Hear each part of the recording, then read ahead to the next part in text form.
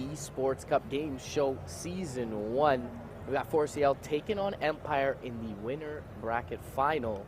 Winner goes on to the grand finals. Loser gonna drop down to that lower bracket up against Vega. 4CL taking a very convincing game 1. Are we looking for any differences in the first phase of bans in the second game? As far as 4 Clovers banning towards Empire, probably not. Just keep it, pretty much what they just did. That is not right. There we go. Oh, that's us. Here we go, guys. It looked a little bit different. I don't recognize myself. We're better looking than them. Come on, guys.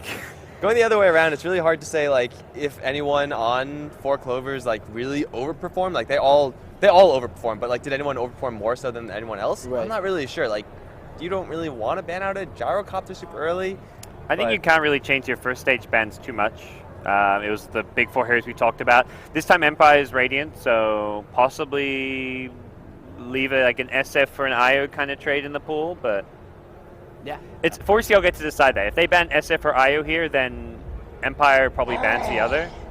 They've actually banned the Spearbreaker, so interesting. So Empire basically, if they ban IO, 4CL get SF. They ban SF, 4CL get IO, so likely they're going to ban neither and ban something else altogether. Right. So they'll go for a trade, it seems. Yeah, unless they're not scared of the 4CL SF, which is also possible. Okay, so they're going to say, yeah, it's Dire SF. So yeah, they're actually going to remove the IO. So we'll see what the trade is for them. Bane, obviously one of the big ones who hasn't been slipping through the first phase, and Empire definitely pretty privy to taking that up. Yeah. I think Empire likely to take the Gyro +1 here. Gyro Darkseer is what 4CL did, so if they're picking it up because 4CL did, it's because that's what they want. Right. And that's what Gyro to me is a almost certain pick here. Maybe it's Gyro Bane. They work pretty well together if they do happen to be in lane. I would be really surprised if I guess PyCat played the Gyro and is the SF player for the team, but. Yeah, perhaps they feel that they can get it a little bit later. They could pick up the Tiny here, but it feels like they could get the Tiny much later in the draft if they wanted it for Havos. Another hero that was kind of ignored through the first ban that these teams generally really like is the Dazzle, but it will be the Gyrocopter that they pick up early on. And 4 Clovers going to go back for Nico's Darkseer in order to deny up that combo with the Gyrocopter. It was definitely a lot more team play that we saw from last game 4 Clovers, and I like that look on them.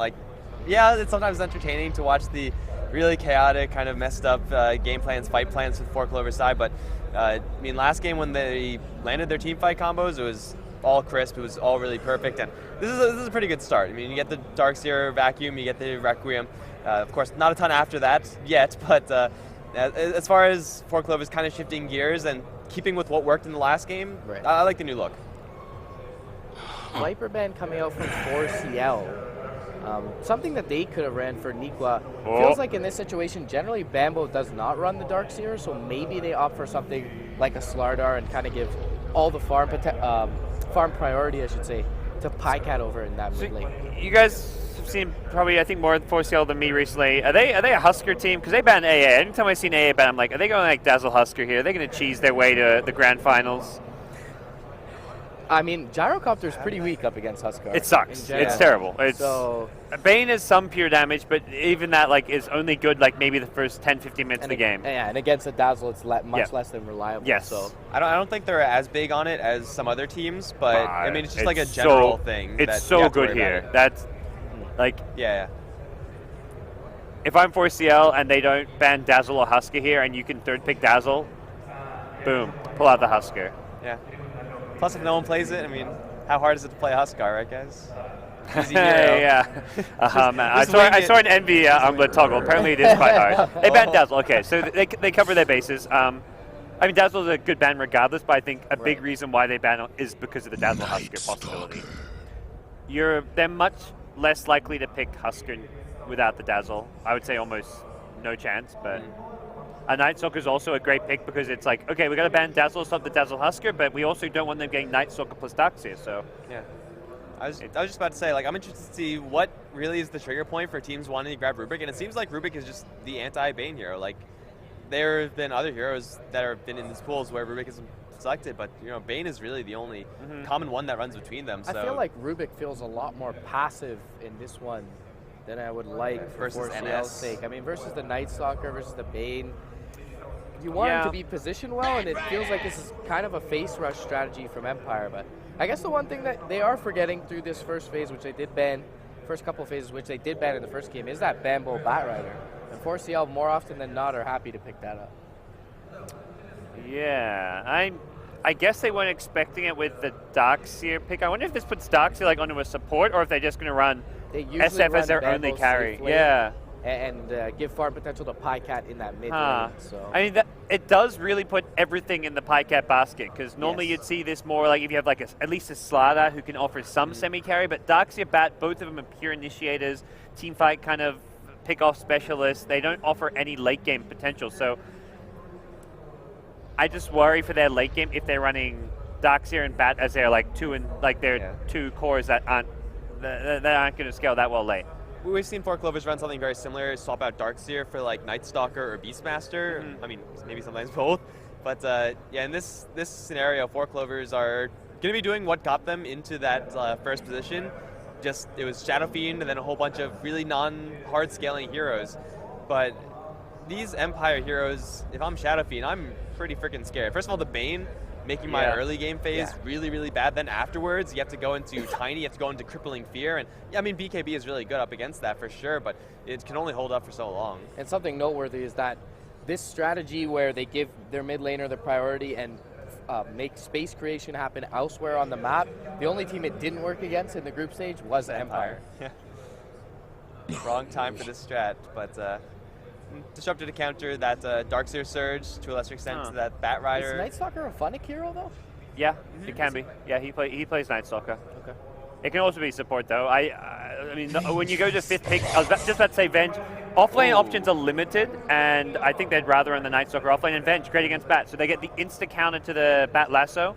Last pick Abaddon. Okay, those last 2 picks just came like that. Yeah, Abaddon's the Bane counter. And Crippling Fear. Yeah. It's pretty freaking ridiculous. Feels like early in laning stage, 4CL may struggle a little bit with the with the Rubik Abaddon as their defensive support duo. But either way, we'll see how they end up faring. We'll send it over to the casters. 4CL. All right. Welcome to the Game Show Global Esports Cup Upper Bracket Finals. Empire versus 4CNL. 4CNL up game 1. Moving on to game number 2, I'm GrandSV, joined by Luminous. And we're seeing a very classic 4CNL draft in this game number 2.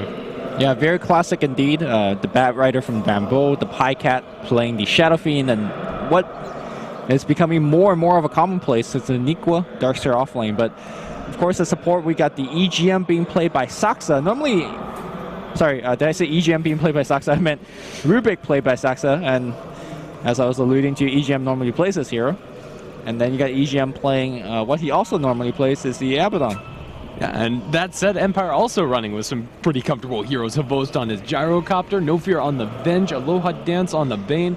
Funnick is going to be handling his Night Stalker, and then that'll be last but not least Resolution on the Tiny. At the very least, the core positions are incredibly comfy for all of the players in this game. But I think the X-Factor picks, the Vengeful Spirit and the Abaddon, are what we're going to be looking at this game. Yeah, so a very key moment of the game just kind of happened as we have Bambo trying to come in for the rune. He's not going to be able to get the rune. Let's see if he's going to die as a result, though. Looks like he will. No! The plays from Sexy Bambo. He says he's the best, and well, over there it's pretty good. Saksa, by the way, has seen this ward being dropped down by the enemy side, looking to block it off, and he buys a sentry immediately. So it's a triple win from 4CL because they got the bottom rune as well. That was such a slick play from Bambo. Like, it's not one that you see very often, but oh, that was flashy. Avalanche gonna be thrown out onto Pycat. He knows that there's no toss, since they did go for the Avalanche to try and kill off that Batrider, so also a little bit of victory there in mid. For now, Pycat is going to be assisted by the Abaddon, and he kind of needs to be when you have the Bane poking and prodding. Yeah, although things might get bad as Bane rotates back in the lane. He's gonna be in your face with 67 base damage. Shadow Fiend, you know, nowhere near that. It gets zoned out. Yeah, and then you have the Brain Sap on top of it. It's really scary, but no, I don't think we'll see a kill. Resolution just doesn't have the mana for it. So we can take a quick look at our side lanes. Nico down in bottom on the Darkseer. Nothing too interesting there, but up towards top.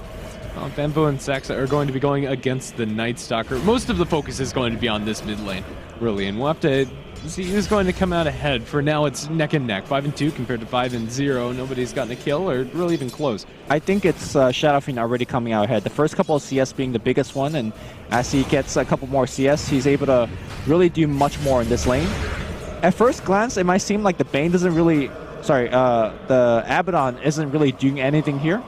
But the fact that he's here, that means you can't see the Nightmare and the toss back combo anymore. Because you can use the Aphotic Shield to remove the Nightmare, or rather, you could just take off the Nightmare with a good old auto attack. And meanwhile, he's looking to go back in the jungle to look for a little bit of sacking as well. So for CL, all of their early game, early lanes looking to be real strong. And we're only 2 minutes in, and I gotta say, this game is very 4CL favor because of the early runes and the lanes and whatnot.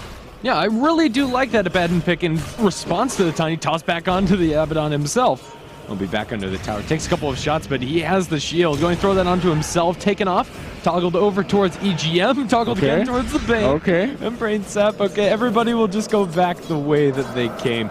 But really forcing out getting farm in most of the lanes. However, Vost is getting pretty much a free time, and Resolution isn't slowed down too much. Yeah, we're seeing the classic Darkseid versus Gyro matchup. Gyro just wins that matchup pretty handily, and now Nico has to maybe go back in the jungle. Unfortunately, I don't think he wants to, though. Yeah, he kind of wants to. Shadow Fiend doesn't want either. Shadow Fiend's like, hey, don't be touching my creeps.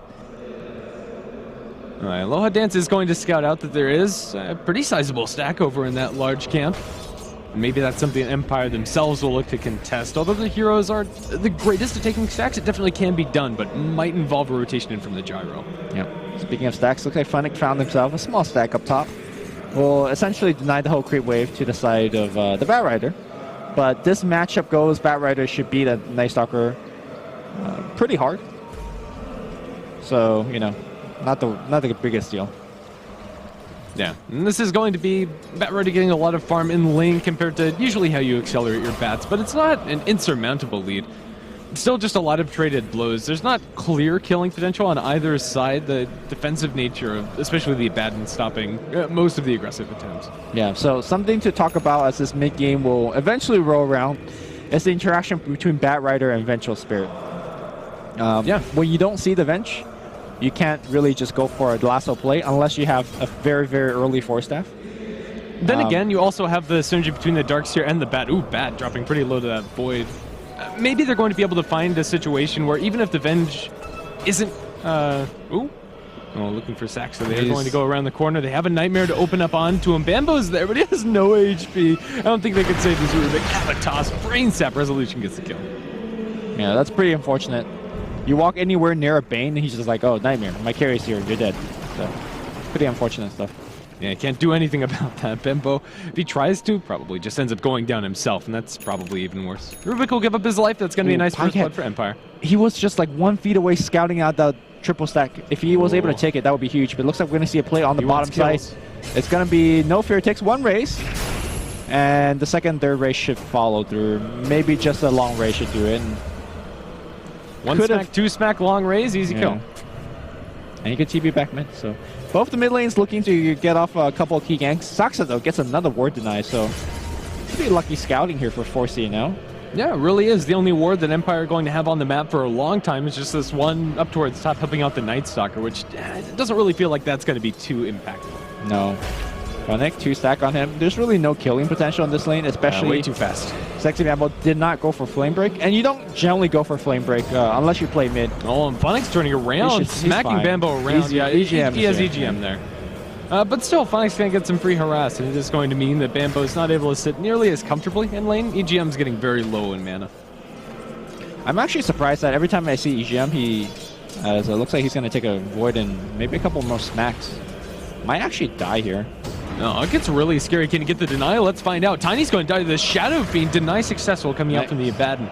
But that was just a lift into double raise. They're going to be able to kill off Resolution, which was definitely the more impactful kill. Yeah. Now, Night Stalker playing Bambo, getting dove under his tower. Void is going to connect. 1 smack, 2 smack. Okay. And 1 additional to secure it. And Night Stalker all of a sudden is in a much more comfortable situation. Even though the Abaddon just finds himself a double kill. It's like, yeah, the Abaddon did get the deny, so at least there's something. But yeah, that is awesome for the Night Stalker. Again, Funnick, a very strong 1v1 player, and despite now this time, Pycat. PyCat should be fine. Although the stack though, he's going to be able to get the stack. If you're Nikwa, you just Iron Shot one of the small creeps, and then you just steal the stack. But here comes Resolution. And nothing's going to happen. Yeah. Oh, Avalanche Toss, he walks back in. That's right under the bench. They have the magic missile afterwards, and there's no way out. That's a huge kill too. Now, if you're Havos, you just call down this stack and you take it. Or I guess you could have a toss it as well. Yeah, let's see who they end up giving it to. Resolution's going to aggro it, pull it back into Vost, where it's a nice situation where you just straight up call down that one. They'll aggro the Vengeful Spirit, or the Vengeful Spirit will take out the other creeps, and it's a group effort. They'll get all of this camp. Yeah. Very, very unfortunate for the Shadow Fiend making that play there. Bambo could have easily stolen it as well, although it would have taken him a while. Even after that death, Shadow Fiend's still at the top of the net worth chart, so by no means is it like the end of the game for the Shadow Fiend. PyCat can still accelerate himself, but it's very unfortunate that he goes down. If they steal that stack, it's huge for them, though. I can understand why he wants to make that play. Yep. A couple of key levels being pointed out is that the Rubik about to hit level 6, so a couple of nice spells to seal. Especially Fiend's Grip.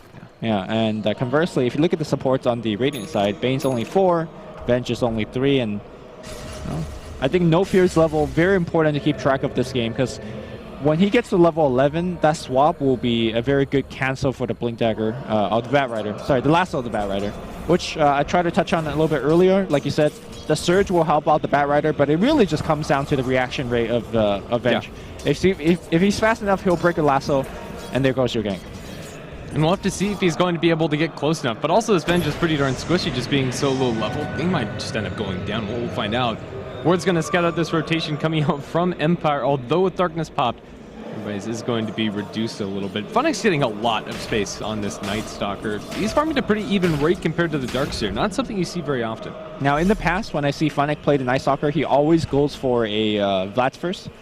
It's a CIS kind of trend of the Night Stalker. Something that allows you to do a little bit more in the kind of pushing and fighting phases of the game. Bottom lane looks like we got an Invis Bat Rider trying to set up something play. If he gets close enough for a lasso, that should be a kill. No, they're thinking about it. They could search him in. I'm surprised they have not done it yet. They don't know where the Venge is. Well, Venge doesn't have swap yet, so you're not. Well, yeah. So, just having that stun lasso? could be sketchy. Oh, he's doing a little bit of damage. There's the lasso. The search back. Not being thrown out. Why? Those turns. He has the Rocket Rush called down. Nikwa's going to get obliterated. Magic Missile onto Bambo. And he's going to get tossed. Why was there no by search? Havos. I don't know. Havos almost dies to the Firefly. But he'll be fine. That's a double kill for Resolution. That was weird. Search technically doesn't help you do more damage. But it pulls him further away. Exactly. And the reinforcement would not come in as quickly as well. So that was a big turnaround. Now Blink Dagger is up on Tiny. So remember what happened last game when Tiny got the Blink? He just started walking around getting double kills. Well, we're going to see that as he's perched up, waiting for a TP to come in. And it's Nikwa. Oh, perfect TP. He does get a little bit of the fountain region because he was coming from there, but it was not even close as Aloha Dance, level 3 Brain Sap. Yeah, just Brain Sap punch. Empire's starting to get a lot of momentum. That's like the worst feeling in the game, you know? You die, the TP back in, you're like, all right, I'm going to go for him now. And then you just die again. You're like, what? And you can't blame the Darkseer there. He didn't know that Tiny has a Blink Dagger. It's a pretty fast Blink Dagger. I'm next to my tower. How can you even blame him? Yeah. What you gonna do? Everything's gonna slow down. Tiny's top net worth chart, but not too far behind as PyCat on the Shadow Fiend, even after dying once, is power farming up in the woods at a very fast rate also. Empire haven't slowed down his farm too much, but I think when that's going to happen is your next nighttime phase for Funnick. He's going to go for the urn, probably back into the Vlad you were talking about, turn that stick into the headdress, but well, we'll just have to wait and see. This is a bit of a lull in the action as we wait for these smokes. A double damage Resolution. Doesn't have mana for his full combo. Is there Arcanes? No. Tranquil Boots on the bank. I mean, even though they're not really slowing down PyCat, I think slowing down the Darkseer is good enough. In this game, I feel like PyCat is going to have to take a ton of damage on the front line, and you really rely on the mech as well as the Abaddon to keep him up. So removing a big healing source from the side of 4CNL is a pretty good accomplishment in my mind. Because, you know, if you look at the way that Empire is going to get kills, it's going to be through burst. Yeah. So the Bane stuff, the Venge, the Gyros, the Night Stalker. Yeah, at the end of the day, we're looking at Empire with 2 farmed cores compared to just the 1 on 4CNL. They're all fairly close in proximity when it comes to the net worth they've been able to pick up, and all of them do a pretty similar amount of damage if they're given that space, and varying degrees of burst. Empire Feels like they have the slight lead, popping the darkness, wanting to go for a gank up towards top of that blink dagger on the Tiny. They won't find anybody in lane, but what they might find is Bambo in the bat. Yeah, so far they found them twice. Normally, Bambo on safe lane Bat Rider gets his blink like 9 minutes into the game, but you can see just by the game clock that he's very delayed this game. He doesn't even have the blink yet. Oh, EGM. This is probably a dead Abba. Yeah. So, Abaddon's actually one of the best supports you could pick against Tiny because you don't die to that combo. Unfortunately, he's level 5, so you do die to the combo. Bottom lane looks like we're going to see a big dive coming in, and with all the TPs, 4CL want to have nothing out of that, and Saxa is actually going to make the TP out. Wow. Well, they get nothing out of it. Still going to defend that tower, so that's nice and all, and here comes Resolution. Yeah, they want to go into Pycat, walking straight in, blink away by the Tiny. I'm surprised he blinked out. He could have just Avatos and, well, maybe not. Everybody else was really far away, and he doesn't get the kill instantly, so I like that he plays a little bit more defensively. He might not play defensive on the mid lane here as... Here comes the Night Stalker from sidelines. Avalanche is going to be thrown, holding the toss just to make sure they get max CC out of this. Silence up, Pycat can do nothing. EGM just a little too slow, can't actually get that animation off. He might die here. Well, he gets Nightmare. The grip goes on Saxa. They can focus one down, and then now focusing on the other support. Again, EGM not level 6 just yet. I don't think he will make it out of there. In fact, they're chasing for even more kill. This is looking from bad to worse as Bambo gets pick off, and EGM says, I'm still not level 6. It's a team wipe. We're 12 minutes in the game. And the key kill there is again the Darkseer, again the Shadow Fiend, and again the Bat Rider. This is a really sad Darkseer and Bat. They're just not getting the gold to find that Blink Dagger, find that mechanism. In fact, the Bane is pretty much at the same level of net worth as both of them. That's really scary for 4CNL. How do they come back into this game? This feels like Empire just have complete control of the map in all of these fights, especially at nighttime. Saxa, you don't really want to be here. Here comes Night Stalker, here comes Resolution. They'll blow him sky high. Silence of Pycat. No follow-up is going to be available. 13-2, and 4 Clovers just getting outmaneuvered. Yeah, the reason they're not really getting anything done is they have absolutely no vision on their side of the map. They dropped a very aggressive ward on the enemy side, but right now that one's not really helping. Oh, Avalanche toss, sexy Bambo gonna take a lot of damage. Resolution not gonna be able to secure that, at least yet. So Bambo will survive. Still doesn't have that blink though. Yeah, it's looking really bad, but it's not over. Not like irrecoverable. It's okay still. You need vision. You need to keep up vision. You need that Abaddon to get level 6. That's absolutely huge for him. If he got level 6, he would have had 2 less death and possibly saved a couple of teammates because of 2 less death. So vision control is the key, and you know, they're struggling to find some right now. Yeah. Well, Resolution again. Going to keep on posturing mid lane. The Rubik has laid out his bait. Are they going to call this bluff? They'll call it every time. Winkin, Avalanche, toss, Saxa blown up. And that's going to be a wicked sick for Is it even a bait? It wasn't. It wasn't even a bait. It was a total bluff coming out from the Rubik. There is nowhere safe to show yourself if you're solo as a support coming out from 4CNL. They have to play terrified because they don't see anything right now. They don't see a single enemy hero. Yeah, so I guess no matter who wins and loses this game, one thing that 4CL definitely have to take away is the Tiny. 2 games in a row where once he gets a blink, the map just falls apart. And it looks like 4CL wants to fight. This is their first showing of the blink there, but the smoke gets immediately canceled on the left side. Avatos comes in, he goes against the whole team, but you could drag him into the tier 3 tower if you want, into a Requiem. Resolution will die here, I think. He's gonna finally drop. That's a huge shriek going to the side of the Shadow Fiend. That's a call down on 3 heroes. 4CL should be relatively happy just getting that 1 tiny kill, because how much gold was that one for Shadow Fiend? That was ridiculous. For Shadow Fiend himself, 676. For the team, 1,500. That's pretty good. Yeah, I'd say so. Empire need to make sure that they don't get too over-aggressive here. If they start throwing away the lives of especially the Tiny and the Gyrocopter, things can start swinging back in the favor of 4CNL. They do have very good high ground defense when you have the Bat Rider and the Darkseer used in tandem. If I'm 4CL, and this is daytime, or the next daytime, I'm calling in gank on the Night Stalker. He has 3-0, that's a streak kill. Oh, Aloha Dance. He's going for a really deep ward. Get a solo kill? Yeah. Nice. Blink in. He's probably going to have to pay for this one. They don't have anything to cancel his TP. He gets away with murder in a literal sense. Yeah, so Sexy Bambo, normally you don't want to flame break like that, but he thought he could cancel the grip fast enough. And because he used flame break, Bane says, okay, I'll just TP. He's gone. Yeah. Very heads-up play by both of these players, but fortunately, Bambo was just a tad bit too slow. Even though the score is 15-3, and the net worth is a 10K goal lead, Forcey now have the kind of lineup where you could gank your way back into the game. Batrider makes a lot of like really lopsided game more possible than not. So still going to be really difficult against the dual core of the Gyrocopter and Tiny, who also are incredibly good at taking kills. The Tiny once he gets Shadow Blade, which he has it now, then it makes Batrider's job even harder. You need to blink in dust and then get for the lasso, but by that time he could have, you know, Avatar you or Avalanche or sorry, Shadow walked away, or even, you know, just get swapped out. So this could be very bad for 4CL. It really could be.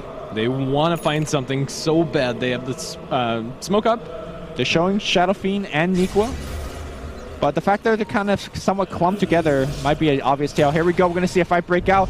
Very great position here. They're going to go for no fear, but gets Nightmare immediately. And here comes the call down on the high ground. Or, sorry, on the back line of Tree. Stocks in a lot of trouble. The mech's going to fly out here. They're not doing enough, but here comes the Requiem. Great one on the left side. Looks like the Batrider is going to be the first one to fall. Havos outputting so much damage. They cannot kill Funnick because it's nighttime. Resolution on the front line. They kind of just bash people to death. And while Aloha Dance gets his ultimate back up again, it's going to be a team wipe going on the side of 4CNL, only getting the Vengeful Spirit. You know, in the draft we talk a lot about the Vengeful Spirit being able to snap the lasso, but that Bane Nightmare setting up that fight in pretty much the perfect situation for Empire. The Requiem, although good, it just wasn't enough. The Shadow Fiend can't do the damage that he's required to when the rest of his team dies so quickly. They're falling in the blink of an eye at the start of the fight. Resolution getting multiple Avalanche toss combinations. Offense now up to get 1,000 gold on top of already the Blink and Shadow Blade. This is starting to feel very lopsided. If that move works for 4CNL, at the very least they buy themselves some time, but they just don't have any space right now. Yeah, I mean, to be fair to 4CNL, that move would work if they didn't run into 4 or 5 of Empire, and unfortunately they did. They have to make that play. They have to make a play in the sense that they are so far behind. And it looks like they might get further behind if Aloha Dance finds the Batrider. He could easily just Nightmare. Here comes Tiny. Yeah, that should be a kill. Well, actually, they don't have enough mana for a toss, but the punches should be enough. Tiny's damage is ridiculous. I'm not even sure if they used the Shadow Blade hit, but no, they didn't, because he had Nightmare. So yeah. That's going to be your point booster for Resolution as he accelerates himself towards the Aghanim Scepter. Everybody on their team is getting the items they need. Just take a look. On the side of 4CNL, they have 4 brown boots. They just can't support anything more. It's really looking bad. 14,000 net worth in the favor of Empire right about now, but maybe they can kill off Funnick. Any kill is a good kill for 4CNL here if they can get out cleanly. The best initiator is still dead, so they're not really killing anybody. Darkness is going to be popped, and again, they just don't have good vision. Even the wards that they do have hardly see anything because of the darkness. Yeah, I guess silver lining is that Funnick always loves to go for this Vlad's build, because right now they cannot beat Aghanim Scepter. If Ag goes online, then you are just absolutely blind. For a team that wants to gank your way back into the game, not good. Also, I think that last team fight would have gone much better if Nico was a lot more leveled. If you look at his vacuum level, that last fight he had level 1 vacuum. So imagine a fight where, let's say he's level 10 or 11, where you could just basically wall, get a vacuum, and then that Requiem comes on. That's where you actually have a chance of winning the fight. So, you know, for 4CL, as they get a little bit more levels, their lineup is more geared towards that. Here comes XPMbo looking for a jump. He does not have Force Staff, so I'm not sure how they're going to get him over the ledge. Okay, just search, but he gets Nightmared again now. He's on low ground by himself. He needs to get himself out of there. The swap, though, brings him back to low ground again. Call down hits on everybody up on the high ground. Requiem will be pretty good. Unfortunately, they're taking way too much AoE. EGM throws him back to the low ground. It's just a roller coaster of high ground to low ground. Looks like with this great wall positioning, they should be able to retreat. No! Actually, Blinks on the high ground here is Resolution. Back into the wall. Can they get this kill? Long range raise for Pycat. Here comes Havos jumping in the fight. He's actually mained by SNY. Another raise, another long range raise. Should be able to do it. Right click is going to get the kill. And right now, 4CL getting some clutch kills here. Pycat just right clicking away. He's praying for a proc on his main, but looks like he won't get it. But that fight was a big 4CL. Look at the gold change. It was a 4,000 gold gain for 4CL. Holy moly. What a mess. 3 for 4 is your kill score. That was such a crazy fight. Oh, we're going to see a huge dip on the goal graph. Oh, yeah, just straight down. That roller coaster has made its way through that first hump. Let's see if CNL can pull this one through, and that's the start of a comeback, I'd say. Empire get a little too over-aggressive there. Everybody was caught inside this avenue. Everybody gets called down. The avalanche is there, but they didn't quite have the damage to finish off those kills until they fully commit. Once the Tiny blinks up there, ends up in a really bad spot. Again, that fight starts out pretty well for Empire, but they just don't find a good spot to get out of that engagement. Yeah. They killed the Tiny, one more time. The Gyrocopter had a 5-kill streak, so that was a big boost, and I think most of it went to Shadowfiend, right? Shadowfiend is going to finish BKB. So we're not exactly at a territory where Shadowfiend is essentially immortal when he gets a BKB, because right now there is a lot of right clicks coming out from, the Night Stalker, the Tiny, and you do have Avenge, but, the item will certainly help him survive. Yeah, and he's surviving a long time even without the BKB, mostly due to the Abaddon. Oh, they weren't really focusing on him, to be fair. No. Like they focused on the bat, and then I think the Darkseer and and the Abaddon. So he had a lot of free space to get off multiple raises. Smoking up Empire are still in a lead this game and still have the advantage. Let's see if this smoke is going to prove a successful one. 4CNL are so grouped up. This is going to be a really hard sell. If they want to find this fight, it's going to be under Tier 2. I don't really think they want to go for that. Well, it's a good timing for them in the sense that Shadowfiend did not finish their BKB yet. At the same time, they're only like 400 go away from their own Aghanim Scepter on Funnick. I think having that item finished will really help out this gank. For sure, just catching the Batrider before, they're going to walk around the corner. They're farming Ancients for the Shadowfiend. They're going to ping it up. They know exactly what's happening. Who's going to make the first move? Ward is going to be deployed by the Radiant side. Sentry is going to be dropped there. Bamboo is going to be swapped to the low ground. Nightmare it up. Bamboo in a lot of trouble. Silence up. Call down. We've seen this call down before, but this time around the Avalanche toss is right in the middle of everything. Oh. Vacuum onto 3. Okay. They'll kill off 1. It's just 2 supports to hit the deck for now. All right, looks like they're going to steal the Ancients as a result because all of the ultimates has been deployed on the side of 4CNL. Pretty sick play by the Rubik. He stole the swap on the Venge and then swapped the Batrider back who got swapped onto the low ground in the first place. Unfortunately, they had enough AoE with the call down to blow up the Batrider and the Rubik as a result. But, showing what they're capable of. I think if Shadowfiend had BKB in that fight, they win that fight. Same thing, though. If the Night Stalker had his Aghanims, they also get the initial jump advantage. So this game, again, despite the fact that they're down by, 17 kills, I think it's fairly close if 4CNL could execute. And they're looking for another jump. Courier? Hello? He's got Nightmare. Insnared. They'll take a freebie. Or it's a bait, maybe. All right. It's going to be a kill on the Batrider to start things through. Here comes the Requiem. It's going to get wind up. Funnick, though, he's so tanky thanks to the Aghanims. He barely took like 300-400 damage. In fact, it's back time here for 4CNL. The ultimate's down once again.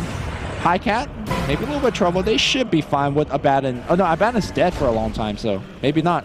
Neck going to be thrown on the high ground. What a weird fight. All right, so the end tally is going to be 2 more supporty heroes. You have Bamboo's Bat, then you have the Abaddon, traded for a courier that was holding the majority of a butterfly for the Gyrocopter. If Empire can pull this off, and they should be able to. Yeah. No Requiem to speak of. They do have a Blink Dagger on the Darkseer, but he doesn't have wall either. They have 1 smoke left, and they got to make this play. In fact, looks like Empire really respecting it, and they'll back off. The key thing about all of these fights is, yeah, Shadowfiend's getting very, very fat as a result, but the first person to die in every single fight is a Batrider. We're looking at level 10 Batrider who doesn't even have Force Staff. No fear, running into Shadowfiend. I do imagine Batrider will come through, but for example, if you had a Force Staff there, you get that Venge kill. You force, you blink forward, you lasso for the Shadowfiend. Shadowfiend knocking him down. Here comes Saxa. They're going to lasso up the Venge. No fear probably going to go down. Has no team behind him. And even with Tread's End, Bracer is going that's to fall. A pretty big steal by Saxa. You opens throw up the that to Roche quite a lot, yeah. Although there's a Mike Golem. It's really hard to fight an Empire's AoE combination, fighting Abatos, call down. It's going to be difficult. They're going to try, though. Mud Golem's going to scout this out. Both teams know exactly what's going on. Empire going to make a convergence onto the pit. Yeah, Terror helps them kind of bring down very quickly. There's that very standard gem being picked up, and now they're kind of in the pit. Batrider's still sitting around. He does not have Force Staff. I don't think you can do a back wall to start things up, but there's no follow-up, so just kind of distraction. But what are you distracting for? Because Shadow Fiend can't really even take this Roshan. So I think it's back time for 4CNL, really throwing out one of the big team fight ultimate. This is pretty scary for them. Roshan's about half HP. Yeah, they can't take it, but they can't allow the Radiant team to take it either. Radiant going back in. And Firefly's going to drop before Roshan falls. Or is it? They're taking this too quickly. Never mind. He's going to have a little bit of Firefly. They cancel the blink. No, they don't. He's going to be able to get into it, but Nightmare instantly, they secure the Aegis and secure the Bamboo kill. BKB's popped by Pycat. Requiem is going to be unwound, but is that Requiem really going to matter? He does get quite a bit of damage. He'll burn the Aegis. That's at least something for them. Now, can they get out? Double damage, Tiny. Round the corner, double damage is going to expire. Shadow Blade is still there, however. Blink in onto the Rubik. Avalanche toss, smack. Saxa is going to survive for one more auto attack, but does end up going down. Vacuum onto 2. Nico is going to take so much damage from the Rock Barrage. Pops his mechanism, but smacked down just the same. Now EGM slowed. Pops his ultimate. Vengeful Spirit is going to fall to the Abba. Now EGM fighting to the death. It is going to be his own. A valiant attempt, but he's going to fall. Shadow Fiend barely makes it out with a TP, and he only makes it out because it's a daytime TP. But again, that's kind of their most important hero. I think right now 4CNL, especially after I've conceded the Roshan, but actually they took the Aegis, so it wasn't the worst apart from the fact that Empire got a victory and a big gold and experience advantage. They need to slow the game down and farm, because if you look at Sexy Bambo, he's useless. Like, he needs a Force Staff before he could do anything. So hit some creeps, Bambo. Hit some creeps. Where do you hit creeps, though? Top lane, he's hitting some. Like, he's not too far off. He's only 700 gold, and that's just, a couple of neutral camps, a wave or two. Probably like 2 or 3 minutes. I don't know. It's going to be nighttime soon, and that's where Bambo needs to be very scared. Yeah. The problem is I don't think he's going to get enough time where he is, again, forced to initiate, and probably suicidally to initiate.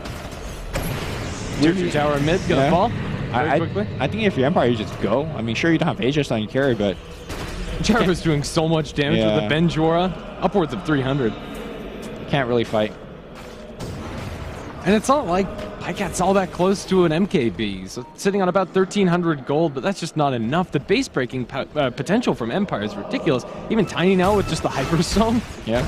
You maybe are able to deal with one of these carries, but killing off both of them is going to be a really hard sell. I don't think you defend this tower if you're 4CNL, but they have a different idea in mind. I think they're looking for a little bit of wombo combo play. Unfortunately, Night Stalker has, the vision advantage, so there we go. Blink in, last one of Host. They're going to pull back the Gyrocopter into the tower. Requiem's going to be thrown, but Avalanche toss.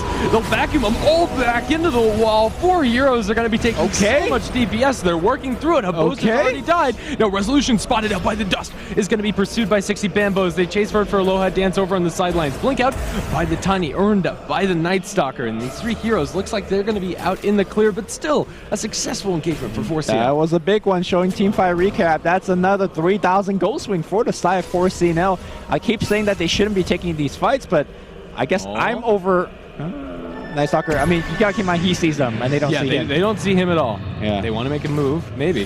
They'll destroy a sentry. Oh, EGM actually has a Force Staff. That's a huge buy in this situation like this. You could, somebody gets Nightmare, you force them out. But not if you get Nightmare.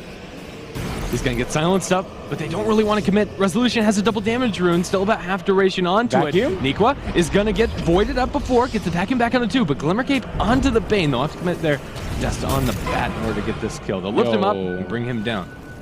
Comeback?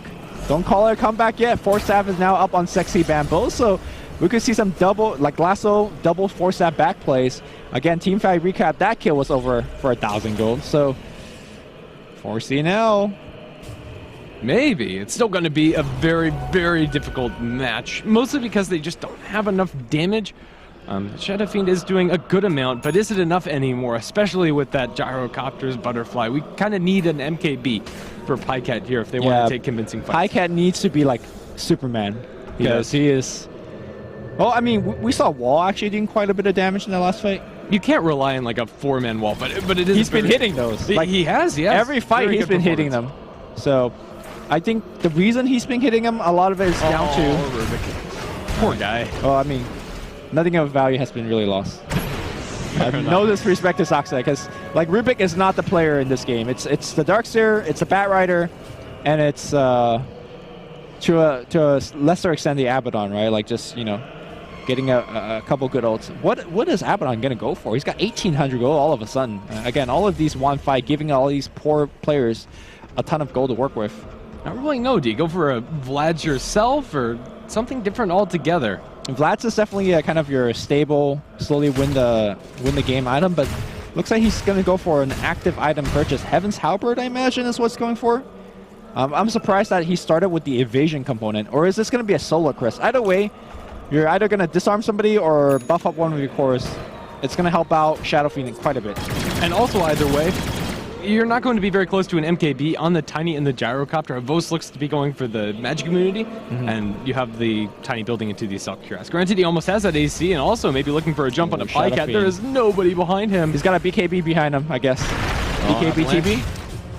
They have a toss to very smartly. Yeah, the toss, he's not using it. He's actually getting craggy. There's a toss. That should be a kill.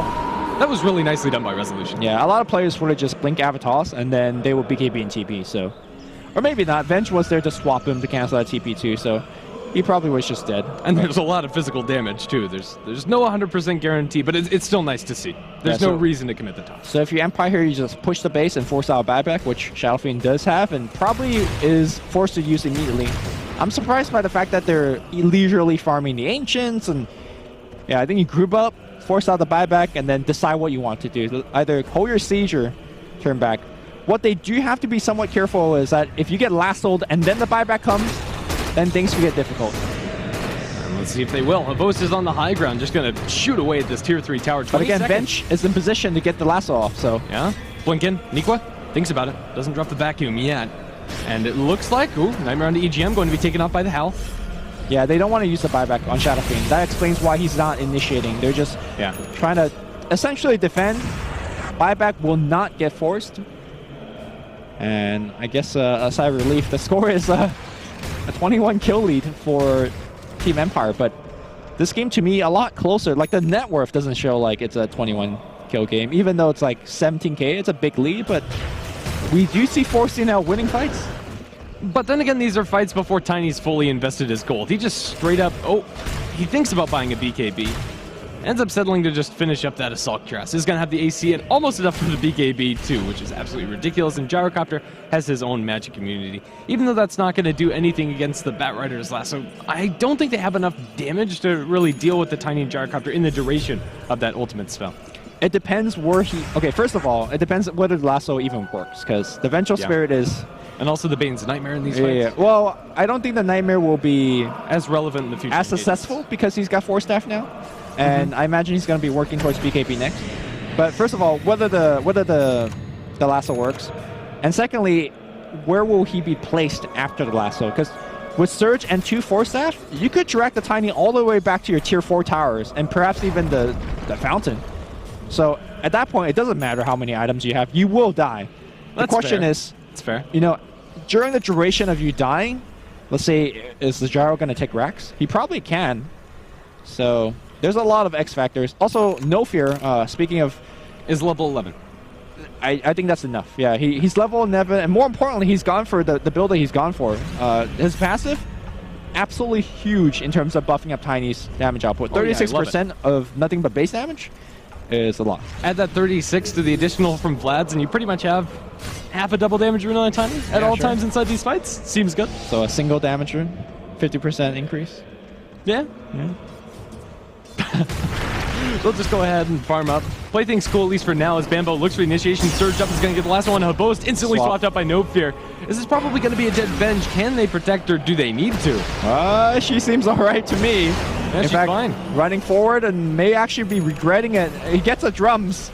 I'm not sure about running forward. And now the swap back in without even getting the first kill. They're going to focus on the Bane. Bane, Nightmare's one hero. And here comes the Cavalry. They do get 1 kill on the Darkseid without him able to drop his combo. And Batrider now is forced to force on the low ground. Meanwhile, EGM pops his ult and trying to TP out. Let's see. Void's going to cancel it.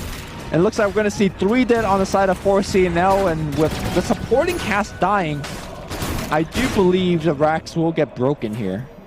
No, Resolution is around the corner. They know where the Batrider is. They see the Firefly. And, Blinken, Funnick, not going to drop a Void. 4 step away. They'll be fine, but Tier 3 tower not so lucky. This is going to be Empire, probably breaking the base. Tiny's damage is insane. They buy back on the Darkseer. They need to stop them from getting these racks. Can they do it, though? Blink in, back to Requiem. Good combo. It only drops them down to about half. They need a little bit more. They have a tiny illusion with that Assault Cuirass Aura.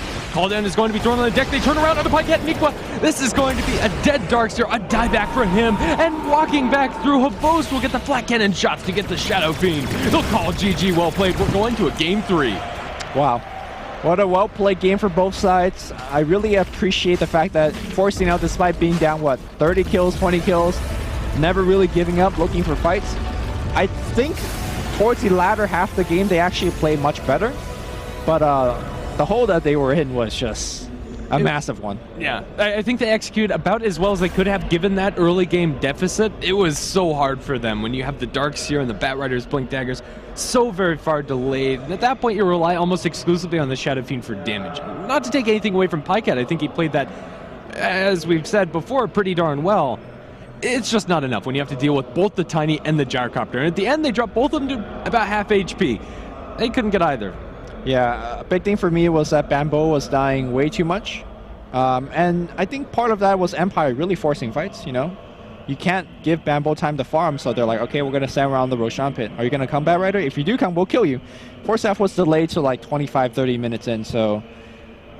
Again, I feel like if we see this two team play the exact same draft, Force CL could even take the game, but Empire executed way better. Tiny might be worthy of a ban first phase, because... For both of these teams. Yeah. Honestly, if we see this left through in the draft, I wouldn't mind 4CNL picking up either for Pyket or for Bambo. Yeah. Really, really...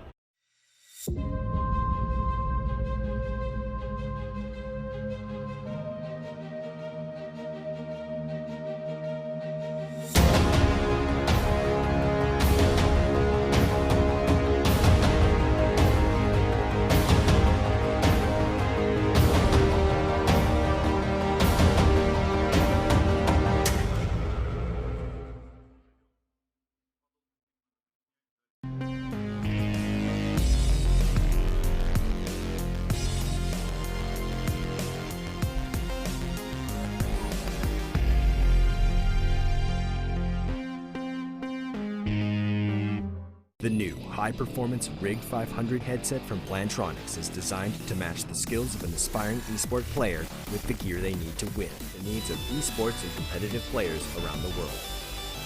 The new Rig 500 series of headsets from Plantronics. All right, guys, welcome back to the panel. That was Game 2 of your upper bracket final in the game show Global Esports Cup Season 1. Guys, felt like that game was kind of over from the draft screen and maybe a lot earlier than it had ended in the actual game itself. It looked like they showed flashes of some team fight possibility for 4CL, notably near the secret shop, where they ended up winning that fight pretty handily, but the pickoffs just weren't there from Bambo. Nikwa wasn't no longer the one initiating, and it felt like his counter initiation maybe came after BKBs, and he just wasn't able to get enough done. Aside from everything, what did 4CL do differently in this game 3? Not get out drafted. I don't know. Is that not get out drafted? Perfect. How do you know? I don't know. This thing isn't sticking to where it should be. I'll just like hold it like there. But yeah, it was a draft that had a very, very narrow timing window. Like Batrider and Darkseer, their team fight is definitely substantial, but as far as damage is concerned in that team fight, they don't do that. They mostly bring you the initiation and the utility, and they need follow-up, and that follow-up was only ever going to be in that Shadow Fiend. So they put a lot of eggs in that Shadow Fiend basket, and he didn't even have the perfect time. Like, if he's getting absolutely everything, they have a chance, but yeah, it just wasn't going to happen, I don't think. Yeah, felt pretty disheartening for 4CL's side. Mentally, how do you prepare from a game like that? You just have to have short memory and just forget about it? I think they can shrug it off. I think they can hopefully just maybe attribute more of it towards the draft. I think they rushed right into the Abaddon last pick, which did not really fill the main gap of their draft, which was having a secondary source of damage to the Shadow Fiend. Even if they were picking a support, there's other options, like you see teams go for Lina as like a secondary support if you're missing that extra damage, which would have, to me, been a much better pick.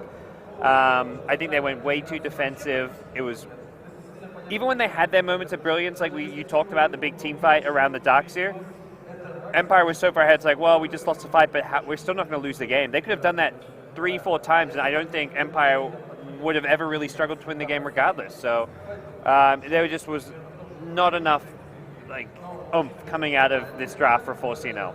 Yeah, and it just showed up right on the screen. Like, try to jump the gyrocopter, and it's always a risky prospect from the get-go, but if you don't have enough damage, you don't have enough damage, and you need to be able to get those gyrocopter kills so that your Shadow Fiend is always ahead. Shadow Fiend, I think maybe at some point was on top of the net worth chart, but it wasn't for very long. Like, it was always underneath the gyrocopter and the tiny of the Empire side, and when you're running this type of single core strat, you need to be very, very far ahead, not, you know, trailing on third place. So, yeah, I mean, just getting a little bit more damage on the board. Other than that, I mean, it's pretty much what 4 Clovers have been doing, except usually they have a little bit more oomph, like through a Night Stalker or something like that. It's not a ton, they don't need a ton, but it's just a little bit more than a Batrider and a Darkseer both. Yeah, they didn't even go aggressive like with the Darkseer, having that partner to go with it. And I think Empire actually, we're talking a lot of putting this all on the draft, and it is the draft. To me, this is like an out draft, but it was because Empire were really smart about how they went about it. The third pick, Night Stalker, after the ban was onto the they banned something which I can't even remember now, but yeah, they took up the Night Stalker guy kind of as a block pick for one of the obvious like Darkseer partners, and it just really fit them really nicely. Yeah, we ended up seeing Batrider and Darkseer roam together, and you mentioned it the first time they ended up doing it. They just didn't have nearly enough damage to bring down the gyrocopter of Havos in that bottom lane. So this felt like it got out of hand real early. There was even one fight that looked like it may go well for them where Saxa was able to steal, swap, and save his Batrider, but Bambo ends up going down not too long thereafter, and Saxa is also fed over for it. So, yeah, I mean, you mentioned it. Pycat was ahead early on, but you expect your SF to be ahead early on, especially with his ability to flash farm. And yeah, they were able to overtake him on both the Tiny and the Gyrocopter, and pretty much never look back from there on. You guys saw on your screens right now, like a couple team fights that happened near the secret shop.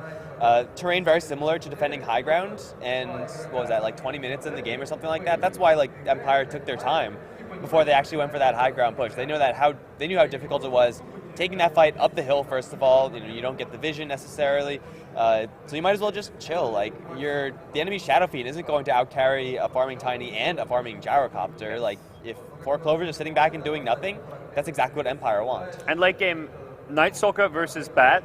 Picking the Batrider after your enemy have a Night Stalker seems like a really bad idea. You're always going to see the Batrider coming in.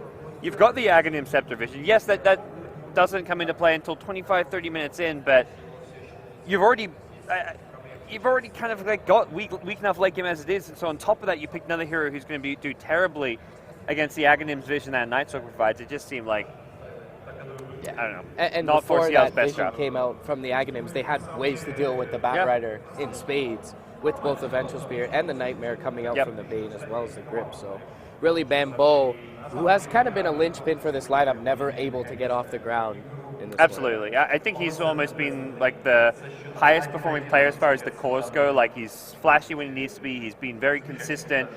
He's making big plays. Pycat as well to some extent, but Bambo's been, to me, the most impressive standout of the cores. The supports have always been good, but it was just a game where he couldn't shine.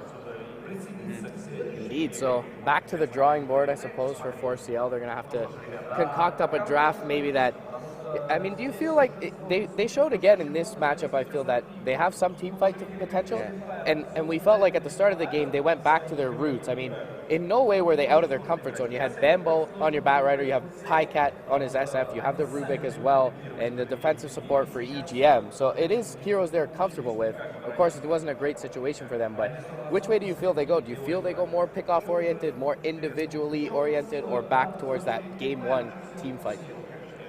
I kind of want to see the team fight again, but I think the better move is actually just to go back and go the single target route. My concern for them is like how fast they pick the Abaddon, like how Gods mentioned. Like that might be something that they thought was going to be absolutely perfect, because you don't make a pick that fast unless you know exactly what you're doing. I hope they recognize that was maybe not the problem, but definitely one of the problems, and hopefully reevaluate the heroes that they need and what demands they need with that type of draft in the next game.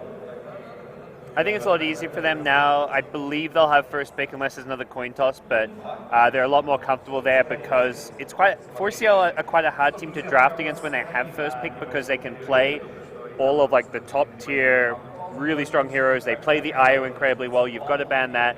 Then you've got to worry about the SF, this they're very versatile in that sense. Doom, of course. So I think it's a lot harder to draft against them when they have first pick, which is what happened in game 1. So far it's been like first pick.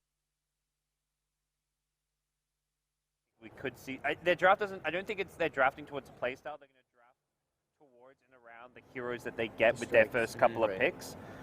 They can't just go in the game and say we want to play this playstyle instead of the other one. It really depends on whether they get the Doom or whether they get the IO, and they've kind of just got to wait and see a little bit. Yeah, they play a great Bane, and the Tusk for Saxa as well, roaming around, does a lot of work. So it definitely seems like somewhat of an advantage for them. Something to note, I mean, this is the first loss for 4CL in this tournament in about 9 games now. So we'll see how they're able to bounce back from that, if at all. Loser goes on to face Vega, guys. Winner goes on to the grand final. We'll be back after a short commercial break.